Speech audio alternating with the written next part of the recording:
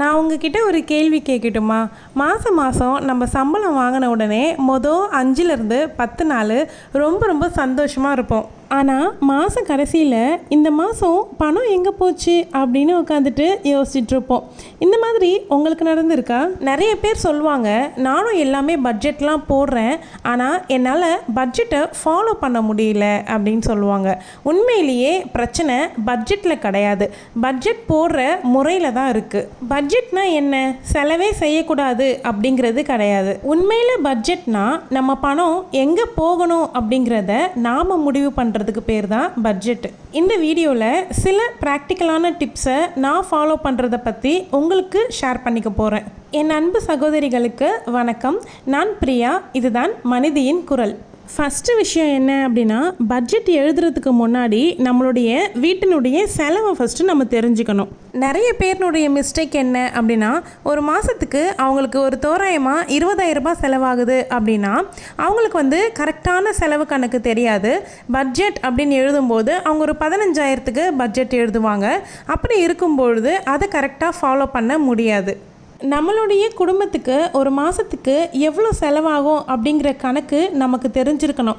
நமக்கு மட்டும் தெரிஞ்சிருக்கிறது முக்கியம் இல்லை, நம்ம ஃபேமிலி மெம்பர்ஸ் எல்லாருக்குமே அது தெரிஞ்சிருக்கணும். குழந்தைங்க அப்படின்னா கூட ஒரு 10 வயசு கீழே இருக்க குழந்தைங்களுக்கு சொல்லி கொடுக்கணும் அப்படிங்கிறது கிடையாது. 10 வயசுக்கு மேலே ஆகுது அப்படின்னும் பொழுது பட்ஜெட் பண்ணும்பொழுது அவங்களையும் இன்க்ளூட் பண்ணுறதுங்கிறது ரொம்ப முக்கியமான விஷயம். நம்மளுடைய மாத செலவை தெரிஞ்சுக்கணும் அப்படின்னா நம்ம முதல்ல ஆகக்கூடிய செலவுகளை எழுதுறதுக்கு பழகணும். ஒரு மாதம் முழுக்க செலவு கணக்கு எழுதுறத மிஸ் பண்ணவே கூடாது. இதை எப்போ நம்ம பண்ண ஆரம்பிக்கிறோமோ அங்கேருந்து தான் உண்மையான பட்ஜெட் பிளானிங் அப்படிங்கிறது துவங்குது. அடுத்த விஷயம் என்ன அப்படின்னா, நமக்கு 2 விதமான செலவு இருக்குது. ஃபிக்ஸட் செலவு ஒன்று, ஃப்ளெக்சிபிள் செலவு அப்படின்னு சொல்லுவோம். ஃபிக்ஸட் செலவுலலாம் எதெல்லாம் வரும் அப்படின்னா, வீட்டினுடைய ரெண்ட்டு, ஸ்கூல் ஃபீஸ்க்காக நம்ம கட்டிகிட்டு இருக்கக்கூடிய ஆர்டி, நம்ம ஏதாவது மாதம் இஎம்ஐ கட்டுறோம் அப்படின்னா அந்த இஎம்ஐ, அப்புறம் ஃபோன் பில், டிவி பில், இந்த மாதிரி இருக்கிறது எல்லாமே ஃபிக்ஸடு. நமக்கு எல்லா மாதமும் இந்த செலவு இருந்தே தீரும் அப்படிங்கிறது. ஃப்ளெக்சிபிள் செலவு அப்படின்னு சொல்கிறது நம்மளுடைய வீட்டுக்கு தேவையான க்ராசரிஸு, வெஜிடபிள்ஸு, ஸ்நாக்ஸ் ஐட்டம்ஸ், இது எல்லாமே ஃப்ளெக்சிபிளான செலவு. இதுக்கு நடுவில் நம்மளுடைய தேவைகளுக்காக வாங்குறது வேறு, நம்மளுடைய ஆசைக்கு வாங்குறது வேறு. நம்ம வாண்டட் லிஸ்ட்டில் இருக்கிறத வாங்குறதுங்கிறதும் ஃப்ளெக்சிபிள் செலவு தான். இது ரெண்டும் ஒன்றா நம்ம எழுதணும் அப்படின்னா நமக்கு பட்ஜெட் கிளியராக இருக்காது, குழப்பமாகிரும். 3வது விஷயம் என்ன அப்படின்னா, இப்போ சம்பளம் வருது அப்படின்னா அந்த சம்பளம் வந்த நாள் அன்றைக்கே நம்ம பட்ஜெட் போட்டுறணும். ஏதோ ஒரு வேலையில் இருக்கும், நாளைக்கு போட்டுக்கலாம், அதுக்கு அடுத்த நாள் போட்டுக்கலாம் அப்படின்னா ஒரு 10 நாள் கழிஞ்சிருச்சு அப்படின்னா பாதி காசு நமக்கு செலவாகி போயிடும். அதுக்கப்புறமா பட்ஜெட் போடுறதுங்கிறதே வேஸ்ட்டு. முழு சம்பள பணமும் நம்ம கைக்கு வந்ததுக்கு அப்புறமா போடக்கூடிய பட்ஜெட் தான் கரெக்டானதாக இருக்கும். அதுக்கப்புறம் முக்கியமாக அதிகமாக செலவாகிறது அப்படின்னு பார்த்தீங்கன்னா நம்ம சாப்பாடு செலவு தான். இந்த சாப்பாடு செலவை ஒரே செலவாக நீங்கள் கால்குலேட் பண்ணாமல் பால், வெஜிடபிள்ஸு, ஃப்ரூட்ஸு, க்ராசரிஸு, அரிசி, ஆயில், இந்த மாதிரி தனித்தனியாக பிரித்து வச்சு பட்ஜெட் போடுங்க. இந்த மாதிரி நம்ம பிரித்து பட்ஜெட் போடும்போது தான் எந்த கேட்டகரிக்கு அதிகமாக செலவாகுது, எந்த கேட்டகரியோடைய செலவு நமக்கு மிச்சமாகுது அப்படிங்கிற ஐடியா நமக்கு தெரிய ஆரம்பிக்கும். நெக்ஸ்ட்டு முக்கியமான விஷயம் என்ன அப்படின்னா, நமக்கு பஃபர் அமௌண்ட்டுங்கிறது கண்டிப்பாக இருக்கணும். எல்லா அமௌண்ட்டையும் நம்ம பட்ஜெட்டுக்கு ஒதுக்கிடக்கூடாது. அன்எக்ஸ்பெக்டடாக எப்போ நமக்கு செலவு வரும் அப்படிங்கிறது நம்ம சொல்ல முடியாது. அந்த மாதிரி டைமில் தேவைப்படும் அப்படிங்கிறதுக்காக தான் எமர்ஜென்சி ஃபண்டு, பஃபர் அமௌண்ட்டுங்கிறத நம்ம தனியாக வச்சுக்கணும் அப்படிங்கிறத நான் சொல்கிறேன். சடனாக ஒரு மெடிக்கல் எக்ஸ்பென்ஸ் வரலாம், இல்லைன்னா வீட்டுக்கு பக்கத்து வீட்டுக்காரங்களுடைய ஃபங்க்ஷனுக்கு நம்ம போக வேண்டியது இருக்கலாம், ரிலேஷனுடைய ஃபங்க்ஷன் கூட வரலாம். அந்த ஃபங்க்ஷனுக்கு நம்ம ஏதாவது கிஃப்ட் பர்பஸாக வாங்கி கொடுக்க வேண்டியது இருக்கலாம். அந்த மாதிரி இருக்கும்பொழுது நம்ம பஃபர் அமௌண்ட்டுன்னு தனியாக வச்சுக்கல அப்படின்னா நம்மளுடைய பட்ஜெட்லேருந்து நம்ம உடைக்க ஆரம்பிப்போம். இதுக்கு செலவு இருக்கே, நம்ம என்ன பண்ணலாம், சரி ஓகே நம்ம க்ராசரி காசுலேருந்து எடுத்துக்கலாம், இல்லைன்னா வெஜிடபிள்ஸ் வாங்க வச்சுருக்க காசுலேருந்து எடுத்துக்கலாம் அப்படின்னு சொல்லிட்டு பட்ஜெட் உடஞ்சி போயிடும். நெக்ஸ்ட் விஷயம், நம்மளுடைய பட்ஜெட்டில் ஆஃபர் அப்படிங்கிற வேர்டு இருக்கணும், ஆனால் இருக்கக்கூடாது. எப்படி சொல்கிறேன் அப்படின்னா, எந்தெந்த விஷயத்துலலாம் ஆஃபருங்கிற வேர்டை நம்ம வச்சுக்கணுமோ அந்தந்த விஷயத்தில் வச்சுக்கணும். அதாவது நம்ம யூஸ் பண்ணக்கூடிய பொருளுக்கு ஆஃபர் இருக்குது அப்படின்னா நம்ம யூஸ் பண்ணிக்கலாம் அந்த ஆஃபரை. ஆஃபர் இருக்குது அப்படிங்கிறதுக்காக வாங்குறதுங்கிறது சேவிங்ஸ் கிடையாது. ஸோ இது தேவையில்லாத ஆஃபர். நெக்ஸ்ட் பாயிண்ட்டு நான் அடிக்கடி எப்போவுமே சொல்கிற விஷயந்தான், நம்மளுடைய பேண்ட்ரி ஷெல்ஃபை நம்ம செக் பண்ணாமல் க்ராசரிஸ் வாங்கிறதுக்கு போகக்கூடாது அப்படிங்கிறது. இது நிறைய பேர் சொல்லி கேட்டிருப்பீங்க, ஆனால் கண்டிப்பாக இதை இந்த இடத்துல சொல்லி தான் ஆகணும்.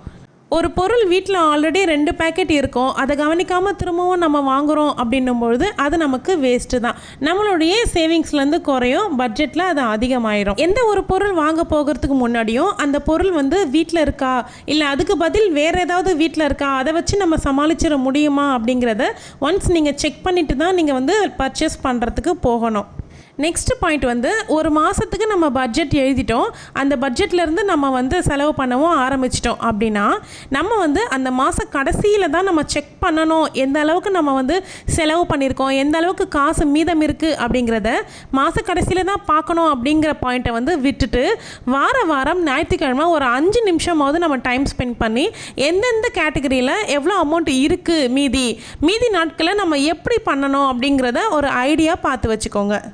அப்புறம் நிறைய பேர் நோ ஸ்பெண்ட் சேலஞ்ச் இந்த மாதிரி ட்ரை பண்ணுவாங்க. 0 ஸ்பெண்ட் சேலஞ்சுங்கிறதும் ரொம்ப முக்கியம், பட்ஜெட்டை ஃபாலோ பண்ணுறதுக்கு, செலவை குறைக்கிறதுக்கு. வாரத்துக்கு ஒரு நாள் அப்படிங்கிறத நீங்கள் 0 ஸ்பெண்ட் சேலஞ்ச் நீங்கள் ட்ரை பண்ணலாம். எதுவுமே வாங்கக்கூடாது அப்படிங்கிறத ஃபாலோ பண்ணுங்கள். இது நமக்கு ஒரு சூப்பரான ஒரு செல்ஃப் டிசிப்ளின் கொடுக்கும். அப்புறம் பட்ஜெட்டில் இன்னொரு முக்கியமானது என்ன அப்படின்னா, நம்ம வாண்ட்ஸை தேவைகளை வாங்குறது. ஒரு ஷாப்பிங் பண்ணணும், ஒரு பொருள் வாங்கணும் அப்படின்னு சொல்லிட்டு நீங்கள் கார்ட்டில் போடுறீங்க அப்படின்னா அந்த பொருளை 24 மணி நேரம் டைம் கொடுங்க. அதுக்கப்புறமா நீங்கள் பார்க்கும்பொழுது அந்த பொருள் மேலே இருக்கிற ஆசை உங்களுக்கு குறையவும் வாய்ப்பு இருக்குது. இந்த பொருள் இப்போ நமக்கு வேண்டாம் அப்படின்னு தோன்றதுக்கும் வாய்ப்பு இருக்குது. எனக்கு அந்த மாதிரி நிறைய தடவை நடந்திருக்கு. இந்த மாதிரி நீங்கள் ஒரு பொருளை ஆசைப்பட்டதும் கொஞ்சம் டைம் விட்டு வாங்கும்பொழுது அந்த பொருள் உங்களுக்கு உண்மையிலேயே தேவையானது தானா, இல்லைனா நீங்கள் பார்த்த உடனே வாங்கணும் அப்படிங்கிற இம்பல்ஸ் பையிங்கில் தான் வாங்குறீங்களா அப்படிங்கிற டிஃப்ரென்ஸ் உங்களுக்கு தெரிய ஆரம்பிக்கும். நம்மளுடைய ஸ்பெண்டிங் ஹேபிட்டை நம்ம ட்ராக் பண்ண ஆரம்பித்தோம் அப்படின்னா தான் நம்மளுடைய பட்ஜெட்டை நம்ம கரெக்டாக ஃபாலோ பண்ண முடியும். இது வரைக்கும் நீங்கள் பட்ஜெட்டே போட்டு ஃபாலோ பண்ணது கிடையாது, நாங்கள் இப்போ தான் ஃபஸ்ட் டைம் பட்ஜெட்லாம் போட போகிறோம் அப்படின்றவங்களா இருந்தீங்க அப்படின்னா கண்டிப்பாக உங்களுக்கு இந்த என்வலப் மெத்தடுங்கிறது ஒரு மோட்டிவேஷ்னலாகவும் இருக்கும். நீங்கள் டிசிப்ளினாக ஃபாலோ பண்ணுறதுக்கு உங்களுக்கு ரொம்பவே யூஸ்ஃபுல்லாக இருக்கும். எந்தெந்த கேட்டகரிக்கு எவ்வளோ அமௌண்ட் நீங்கள் ஒதுக்க போகிறீங்களோ அந்த அமௌண்ட்டை ஒரு என்வலப் கவரில் போட்டு தனித்தனியாக வைக்க பாருங்க. அந்த கேட்டகரி என்வலப்பில் பணம் காலியாக உங்களுடைய ஸ்பெண்டிங் உடைய ஹேபிட்டும் சேஞ்ச் ஆகிட்டே வரும். இந்த பணம் குறைஞ்சிக்கிட்டே வருது, இந்த பணத்தை வச்சு மட்டும்தான் நம்ம அடுத்த வாரம் பொருட்கள் வாங்கணும் அப்படிங்கிற ஒரு மனசு உங்களுக்கு வரும். நெக்ஸ்ட்டு நான் ஏற்கனவே சொன்ன மாதிரி பஃபர் அமௌண்ட் மாதிரி எமர்ஜென்சி ஃபண்டு அப்படிங்கிறது நமக்கு இருக்கணும். அதாவது ஒரு 6 மாதமோ இல்லை 3 மாதமோ நம்ம நம்மளுடைய தேவைகளுக்கு நம்மளுடைய வேலையே இல்லை அப்படிங்கிற சூழ்நிலை வந்தால் கூட நம்மளுடைய குடும்பம் எதுக்காகவும் நிற்கக்கூடாது, நம்மளுடைய பசி வராமல் இருக்க போகிறது கிடையாது. அதனால் நம்ம ஒரு எமர்ஜென்சி ஃபண்டுங்கிறத ஏற்படுத்தி வைக்கணும். இந்த எமர்ஜென்சி ஃபண்டு இருக்கும்பொழுது நம்மளுடைய பட்ஜெட் எந்த விதத்துலேயும் பாதிக்கப்படாது. இது நான் இப்போது ஃபாலோ பண்ணணும் அப்படின்னு நினைக்கிறேன். எமர்ஜென்சி ஃபண்டு அப்படிங்கிறத ஒரு குடும்ப செலவுக்கு ஒரு 6 மாதத்துக்கு உண்டான குடும்ப செலவுக்கு எடுத்து வைக்கணும் அப்படிங்கிறத இப்போ நான் யோசித்து வச்சுருக்கேன். இவ்வளோ விஷயமும் ஒருத்தவங்களையும் மட்டும் நம்ம ஃபாலோ பண்ணணும் அப்படின்னு நினைக்கிறோன்னா நிச்சயமாக அதை ஒருத்தவங்களால் மட்டும் ஃபாலோ பண்ண முடியாது. ஃபேமிலியை பட்ஜெட்குள்ளே இன்வால்வ் பண்ணுங்கள். இந்த கேட்டகரிக்கு இவ்வளோ தான் நம்ம செலவு பண்ணணும் அப்படிங்கிறத அவங்களுக்கு இப்போத்துலேருந்தே பழக்கப்படுத்துனீங்க அப்படின்னா அவங்களுடைய பட்ஜெட்டுடைய கண்ட்ரோலுக்கு அவங்க வந்துடுவாங்க. குழந்தைங்களுக்கும் எதிர்காலத்தில் அவங்களும் இந்த மாதிரி தான் ஃபேமிலி ரன் பண்ணணும் அப்படிங்கிறத கற்றுக்குவாங்க. பட்ஜெட் எழுதி ஃபாலோ பண்ண ஆரம்பிக்கிற எல்லாருக்குமே வரக்கூடிய விஷயம் என்ன அப்படின்னா, பட்ஜெட்டை ஃபாலோ பண்ண முடியல, அந்த பட்ஜெட் ஃபெயிலர் ஆகுது அப்படின்னும்பொழுது மனசு உடஞ்சி போயிடுவாங்க. அதோடவே இந்த பட்ஜெட்லாம் நமக்கு செட் ஆகாது அப்படின்னு கைவிட்டுருவாங்க. ஒரு மாதம் ஏதோ மிஸ் பண்ணிட்டீங்க அப்படின்னும்பொழுது அதுக்கு அடுத்த மாதமும் திரும்பவும் நீங்கள் பட்ஜெட் எழுதுங்க, அதை ஃபாலோ பண்ண ஆரம்பிங்க. அது உங்களுக்கு ஒரு எக்ஸ்பீரியன்ஸாக நெக்ஸ்ட்டு நீங்கள் கரெக்டாக ஃபாலோ பண்ணுறதுக்கு உங்களுக்கு யூஸ்ஃபுல்லாக இருக்கும். பட்ஜெட் கரெக்டாக ஃபாலோ ஆகணும் அப்படின்னா உங்களுடைய எக்ஸ்பென்சஸை நீங்கள் ட்ராக் பண்ணணும். அதே மாதிரி பட்ஜெட் எழுதி நீங்கள் ஃபேமிலி ரன் பண்ணுறீங்க அப்படின்னும்பொழுது உங்களுடைய பட்ஜெட்டுக்கு ஒரு ரீசன் ஃபிக்ஸ் பண்ணுங்கள். எனக்கு இதுதான் மோட்டிவ், இதை நான் அச்சீவ் பண்ணணும் அப்படிங்கிறதுக்காக தான் நான் பட்ஜெட் போட்டு ஃபேமிலி செலவை குறைக்கிறேன் அப்படிங்கிறதுக்கு ஒரு வேலிடான ரீசன் ஒன்று ஃபிக்ஸ் பண்ணிட்டீங்க அப்படின்னா நீங்கள் எந்த காரணத்துலேயும் அதை ஃபாலோ பண்ணாமல் இருக்க மாட்டீங்க. எக்ஸாம்பிளுக்கு சொல்லணும் அப்படின்னா, குழந்தைங்களுடைய எதிர்கால படிப்புக்கு, இல்லை நான் நிலம் வாங்கணும், இல்லை நான் வீடு வாங்கணும், இல்லை இத்தனை சவரன் பவுனில் நம்ம ஒரு நகை வாங்கணும், வாங்கணும், அந்த மாதிரி ஏதாவது ஒரு மோட்டிவ் வச்சுக்கோங்க. இப்படி கோல் வச்சுட்டீங்க அப்படின்னா கண்டிப்பாக வந்து எக்ஸ்பென்ஸை குறைச்சி பட்ஜெட்டை ஃபாலோ பண்ணி கண்டிப்பாக அந்த கோலை வந்து நீங்கள் அச்சீவ் பண்ணுவீங்க. இந்த மாதிரி எனக்கு இப்போ ஒரு கோல் இருக்குது, அதையுமே உங்கள் கூட ஷேர் பண்ணுறேன். எனக்கு வீடியோ எடுக்கிறதுக்கு ஒரு நல்ல மொபைல் வாங்கணும் அப்படிங்கிறது தான் ஒரு எய்மு.